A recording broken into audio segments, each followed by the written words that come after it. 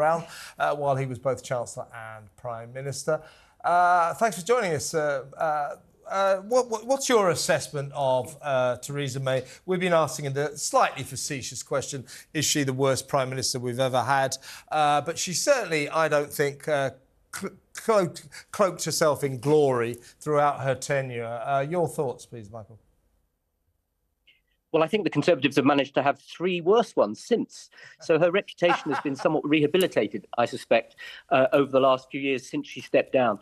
Look, she was faced with an impossible task, wasn't she? Brexit was a difficult thing to have done, even if there had been a united government and Conservative Party, but there wasn't. And she couldn't overcome the tensions and contradictions in her own party. And I think it's very difficult to know who could have done that.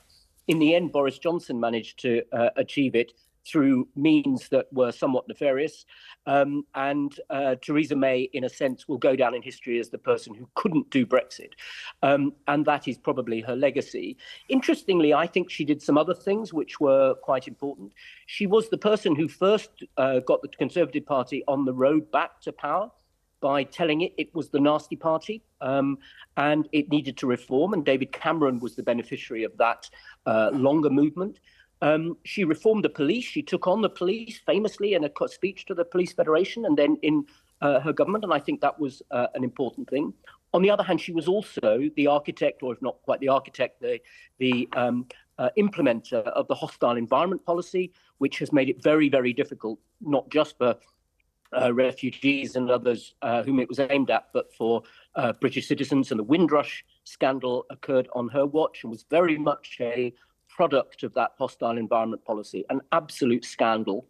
So I think her record is very mixed. I think the Nasty Party speech was the most disastrous speech in Conservative history, and that's why they're losing this next election, because ever since then they've been trying to copy Labour, to be Labour-light. I thought the Nasty Party speech was pathetic, a really low point, and it steered the Tory party on entirely the wrong direction ever since.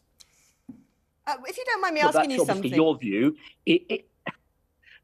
You know, I was going to ask you, Mike, if you don't mind me asking this. It strikes me that one thing that Theresa May didn't really have was the bags of charisma, say, that Boris Johnson has. And even though we have a prime ministerial system in our parliament, I think increasingly in the age of sort of digital media, social media, increasingly politics is more like a celebrity competition. And it's the big characters that seem to be really popular without much analysis, really, of how good they are at the job, Boris Johnson being the case in point.